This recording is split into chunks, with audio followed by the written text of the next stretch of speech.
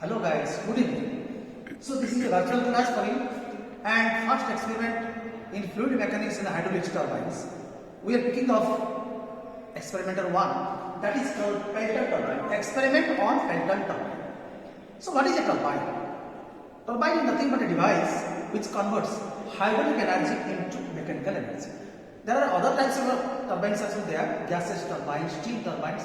They used to take without any, they generally take for steam turbine steams, for gas turbine gas. But here, this is a hydraulic turbine, means the input is completely hydrogen water. So there are two kinds of turbine. One is called impulse turbine and second one is called reaction turbine. So impulse turbine is nothing but one of the major turbine generally used in many cases in hydraulic power plant at Hirakud also. That is Pelton turbine. And reaction turbines like your Francis turbine, Kaplan turbine generally used in small area where the water head is very low. What is water head? If the head of the water from the ground level is above 200 meter, then in that case Pelton turbine is used.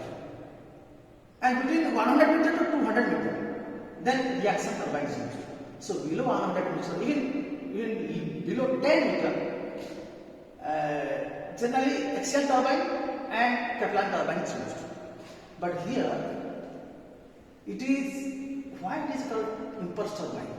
The thing is that it simply uses head energy or high head potential energy of water into kinetic energy. And kinetic energy converts rotary energy of the shaft. And the rotary energy of the shaft converts the rotary energy of the shaft of the generator. So at the end of generator, we generally get electricity. So here from high head to turbine, then from turbine shaft to generator, then we get electricity. But our cases is confined to this, not generator. So see, just construction level. Now this is the dam. The dam is from the ground level, sea level, it is above 200 meter. So this is the reservoir water of high head. That means the energy is stored in the water in the form of potential energy. So what? The thing is that why we cannot use this high head of energy into useful work? That is the question. Yes, we can convert using this setup.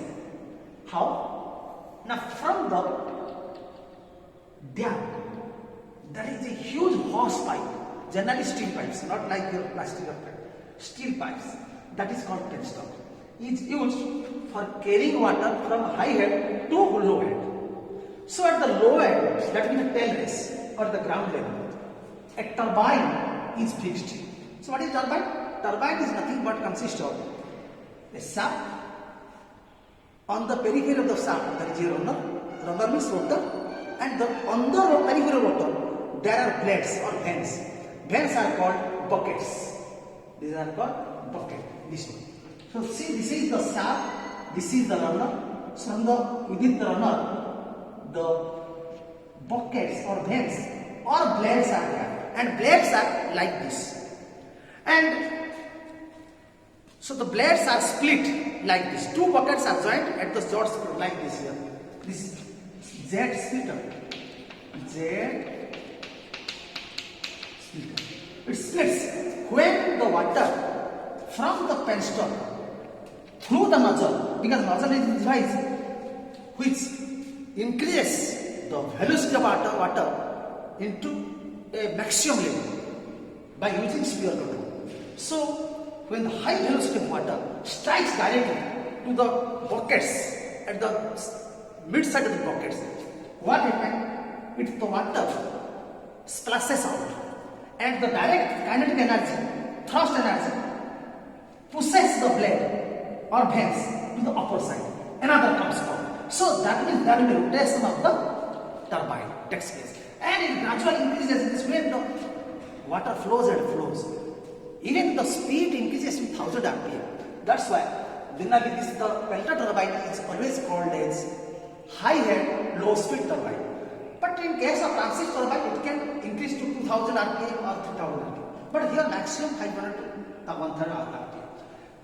So when the water strikes the turbine blade, it rotates, then the splashing of water will be collected at the trail base. How? Now when it's bombarded with the casing simply it prevents the splashing of water outside.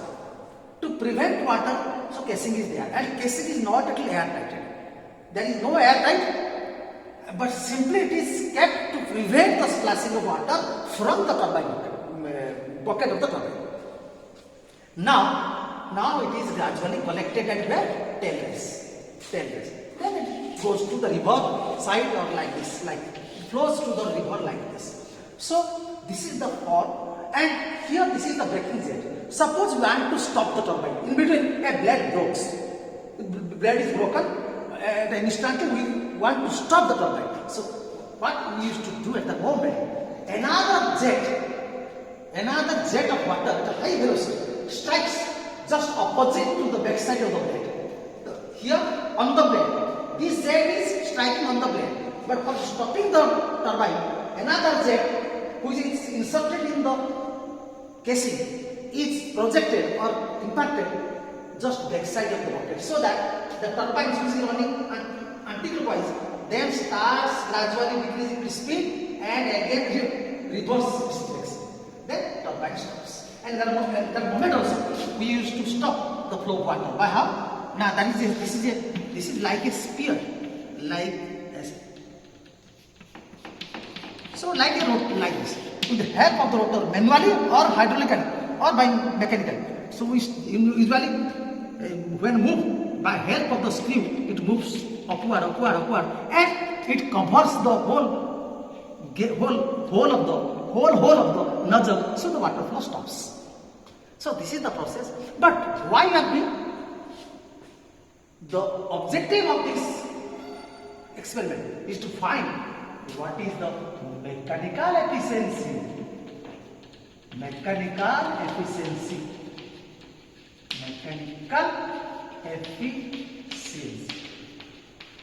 So what is the mechanical efficiency?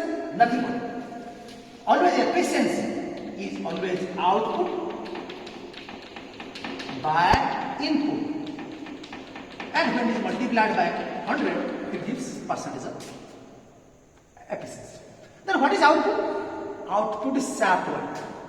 So output is now equal to shaft work. And this is always equal to tau into omega. Tau meter, omega is the revolution or radial revolution or angular revolution or angular velocity. Then what is the input?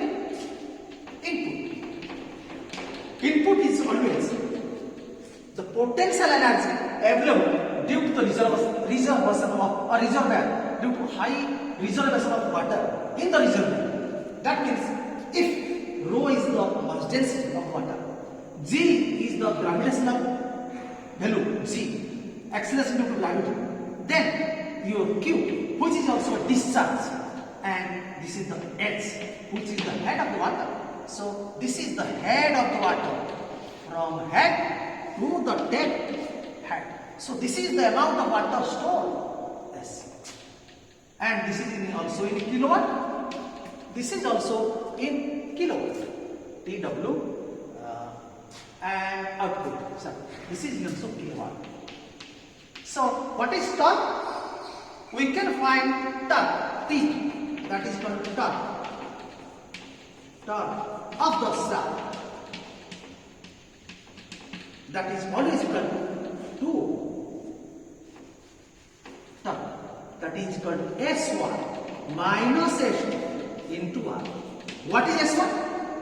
Now tensor, when we go to the experiment, you can understand easily what is S1. The tensile force in the dynamometer, and S2 is the tensile force in the dynamometer rope, and R is the radius of the dynamometer. From here you can find tau, and your power hamesha, that is omega, that is equal to 2 pi n by 60. So where omega is equal to हाँ hello ए गोटे भार्चुआल class नौली कह sir